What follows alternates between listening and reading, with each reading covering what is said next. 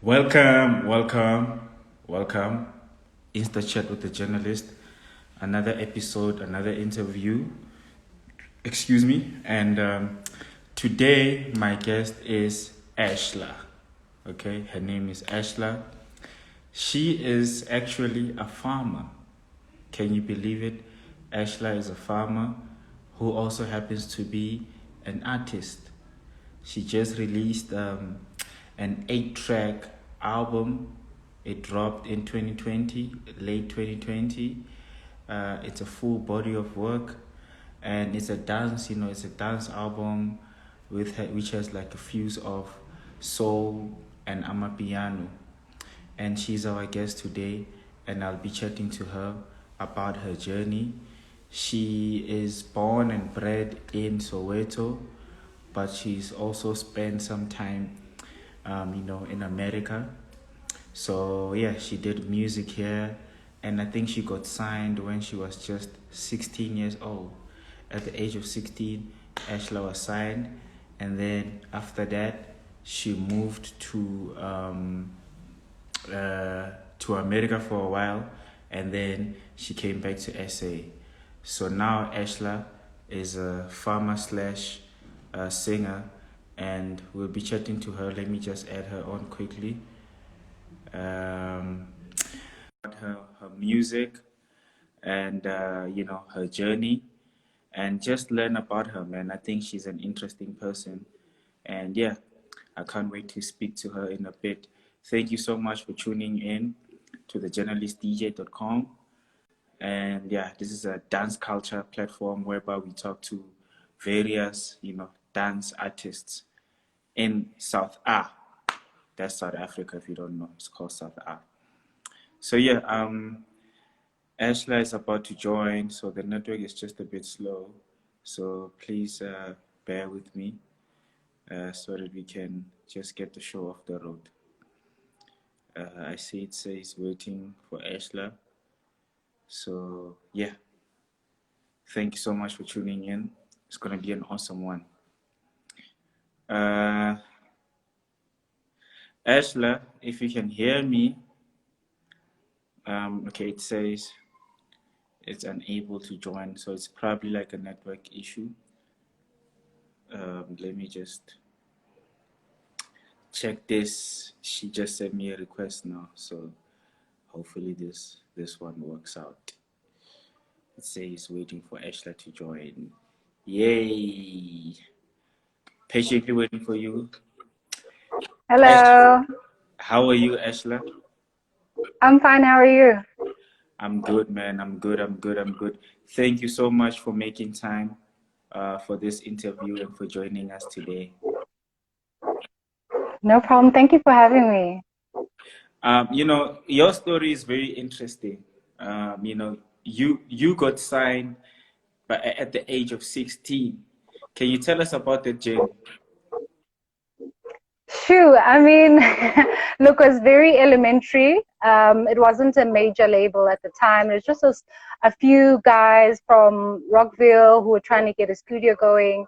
They didn't have like the best of everything, but just dreams and the basic equipment to even start recording. So they were my first introduction into music production. You know what I mean? So it was quite an interesting journey because I went from just being like, okay, I know how to sing, maybe around your friends, your friends always be like, sing for us. And then you get to like, okay, I just recorded something and I know what it sounds like. And, like that, and to create something artistic and songwriting. So it was a very, very monumental stage into, the artist that I've become today.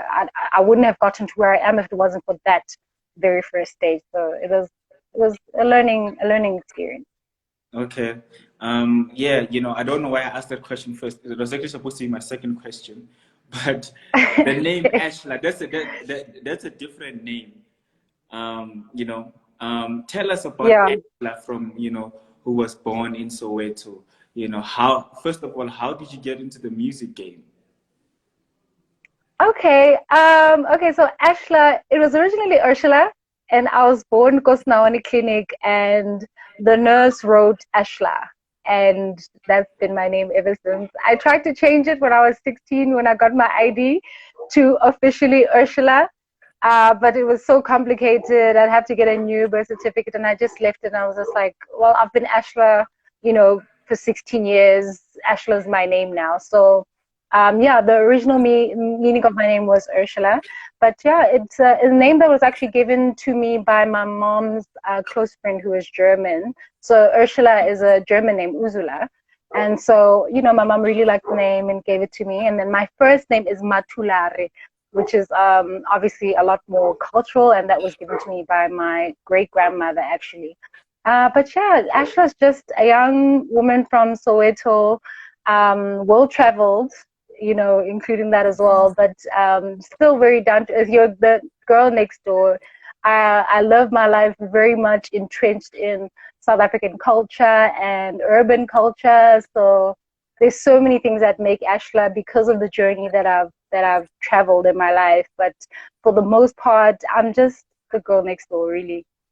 Yeah. Mm-hmm. The girl next door. So, Yeah. you left SA for a while, right? And you Yeah. just said now that you're well traveled. When you left SA, where did you go, and what did you do overseas? Sure. Okay, so I went on an exchange program, which was very popular at the time. And so I left when I was 18. So right after high school, I was like, before I commit to anything in my life, let me explore and just kind of, try to figure myself out. And that journey led me to Connecticut. And I stayed in Connecticut for about 2 years. And the very interesting thing about Connecticut is that it is a 2-hour train ride into the city. Not even actually, it was like an hour, 45 minutes to the train station that would take you directly into New York City, So I found myself on the weekends making my way into New York and just, learning that city, learning the culture quite often during my time there. And I initially wanted to move from Connecticut to New York, but it was so intimidating. It was so intimidating. The bills were much higher than, anywhere else. Like the hustle and bustle, the attitude of the people there, like you have to be really, really tough, And I didn't think I could make it. But I had some friends who lived in Atlanta, and I visited Atlanta for a while. Atlanta was also just becoming like the hub of pop music and urban music at the time. This was the era of The Dream and Akon. They were still, doing really big things in the industry. So I visited Atlanta, and it was just like, it felt like home. It's a black city. So there was so much presence of black excellence. It was the hub of musicians, so it had that Southern hospitality, which I really felt like New York lacked. New York was very like busy, hustle bustle, whereas Atlanta really had that Southern comfort, like people were friendlier, and it just felt so much more like home for me. So it went from working and then also pursuing a music career. I was very active online, where the internet was much more accessible than what it was in SA at the time. So a lot of people made connections through online, MySpace. I had music up on there. Even some of my old tracks that I recorded from Rockville, like I had them up on my MySpace to be like, this is who I am. And it got me into having conversations with, people who are from there. And, it was very interesting for them to be like, oh, you're from South Africa. Oh, that's so interesting. And you sing. And, for them at the time, there wasn't a lot of information about what South Africa is like. So to meet me and interact with me in that way, kind of help them know more about us. And I also got an opportunity to really learn about American culture and how music works in the States. And I somehow found myself, in the circles that I eventually found myself in. Wow. I hope Yeah, I hope I answered your question. No, you did answer my question. And I think that's so interesting, just to go out there and just experience other cultures which obviously influenced you. But Yeah. coming back, and then you decided to study agriculture. That's something that Yeah. I'm just intrigued, like, what inspired you to study that, because I would imagine someone who has been exposed to the more advanced part of the world would want to come back, and get into, I don't know, corporate or or entertainment or whatever. But you True. were like, no, I wanna do farming. Like, so what inspired that? So what really inspired me with farming, sorry, I think that's my daughter making her way in. So what inspired me, say hi, Kubi, Hello. say hi. Okay. So what really inspired me about farming, I was around a lot of Africans as well who were from other third world countries, and I found that the common theme with us was the lack of food security amongst our countries. I was like, why are you here? Why are you here? Why are you here? For instance, Nigerians, I was like, your country has oil. Like, why are you here for better opportunity? I'm looking at maybe a Zimbabwe, and I'm like, you guys have so many resources now and access to land, so to speak. Why are you here? And I found that the basis of it is like food security. If we can't get food security right as any nation, it's even harder to get to the point where we can become like a first world country and, really excel on the world scale. You know what I mean? To be able to even compete with these other countries. I'm so sorry. Let me just try to get my daughter. I'm sure my family didn't know to just give me some time. Just a second. Okay, no worries, no worries. Okay. No problem. You have to see mommy to see. I just need to put the house all around. All right. I'm so sorry. 1 second for me. Okay. No, that's actually very, very cute. Ashler's coming back, guys. This reminds me of that BBC interview. I don't know if you guys remember that BBC interview that happened, I think 2 years ago, 2 or 3 years ago, where, this guy is working from home and then he's having this serious, conversation about finances. And then, his two kids just storm in the room and then the wife comes rushing in. So this is kind of like that. So, but I think it's cute, man. But if, for those that don't know who just joined us, I'm currently hosting an interview with Ashler. So Ashler is an artist from Soweto. She's, well traveled. She's been to American stuff. So she was just explaining her journey in America and coming back to South Africa. So when she came back to South Africa, she actually studied agriculture, and she's actually a singer, and she's also a farmer, which I find very interesting. So I just thought that she was just answering the question about why she got into agriculture, because it's a very important or very topical issue in South Africa at the moment. So she was just answering that. Welcome back. I know. It's live, eh? Live. We are live. No, I was just saying that's very cute. It's so adorable. She was just being disruptive. But she's like, now can I watch my cartoons? Like, this is not the time. But yeah, please excuse me about that. I'm back. Yeah. No worries, no worries. So yeah, you were just explaining, like, you were saying that, in order for the country to move forward, that we need to make sure there's food security and all that. Yeah, so yeah, let me not stop you. You were saying? Yeah, I guess just to conclude that, so I started to think about that, and I was like, who do we, and then you start to learn about food production and how sometimes it's not done responsibly, you know what I mean? Like, if you do a little bit of research on organic and non-organic food production, you start to really think about it, like, who are we trusting with our food, right? And whoever we're trusting with our food, we're essentially trusting with our future. And it just became such a heavy thing on me that I felt like I couldn't leave it up to anyone else to figure this out, to learn the skill, to harness it and to use it to aid not only myself but my country. You know what I mean? So it's really almost like a selfless act to be like, I really want to be responsible. I want to be one of those people that are counted as being responsible about how we handle food production. What a disruptive day, guys. I'm not quite sure why someone would be calling me in the middle of this. Okay. But yeah, so, that got me thinking, and that's basically what I decided to do. And so the journey of studying agriculture has taken about 4 years for me. And I'm finally at the point where I'm done with all my courses. I'm done with all, the things that I need to do. And this is why even the album coming into play was kind of just that point of completion for me to be like, I'm done with school. Here I am again, really still wanting to be in touch with my music. And it's giving me the time to just merge the two, the two things in my life at the moment. Okay, that's super dope. The only other artist that I know that is into farming and music is Momolim. You probably know him, the rapper from Yes, Mathulare. Yeah, yeah. And he also has got into the industry for the same reasons as you. So shout out to you, Yeah. very patriotic about the country. And I'm also considering getting into that, but much later. So when I need tips, I'll give you a call. Ne? Look, farming is not an old man's game. I hear people saying they want to retire on a farm. You can't retire on a farm. Like, you need to be active. You need to be young. You need to be, able to handle some of the work that's done.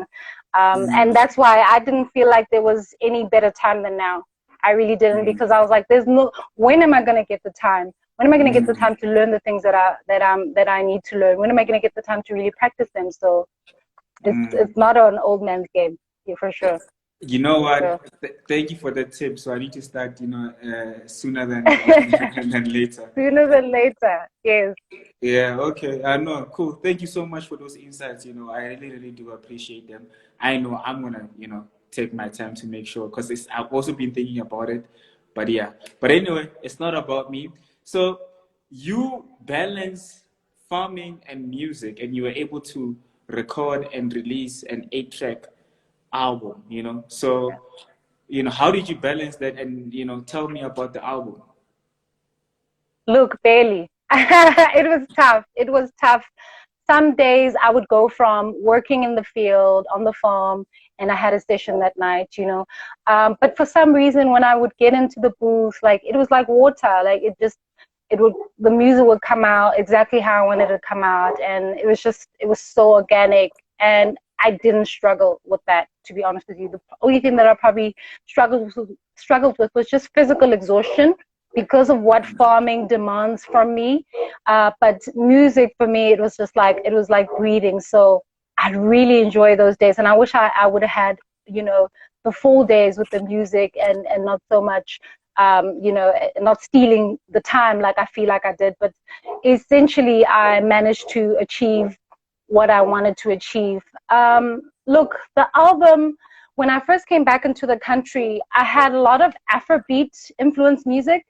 And a lot of people in the industry were telling me, look, this was now 2014, look, South Africans aren't really ready for Afrobeat, you know what I mean? And I felt like, no, like, there's no way people won't like this. And I didn't know how to connect the two. And a lot of people were saying to me, no, just hang out a little bit in the country, get the vibe, and then make the music, and then the next thing you know, Afrobeat just took over like crazy, And I was like, I told you guys, you didn't listen, but it's fine.